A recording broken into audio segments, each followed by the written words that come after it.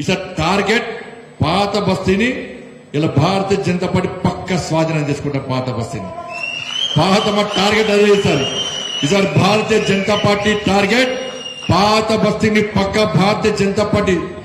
Doubt ఏం లేదు ఎవరికి, ఎవరు ఊహించినా భాగ్యలక్ష్మి గుడి దగ్గర మీటింగ్ పెడతారని చెప్పి ఎవరైనా ఊహించిరానా? కానీ భారతీయ జనతా పార్టీ కార్యకర్తలు దమ్మున్న కార్యకర్తలన్నా.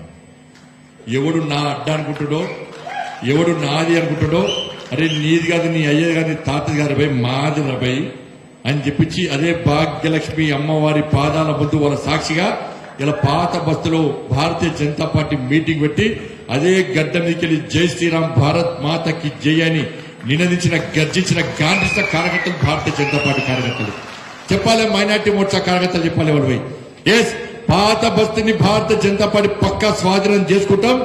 ఓల్డ్ సిటీని పక్కా న్యూ సిటీ చేస్తాం.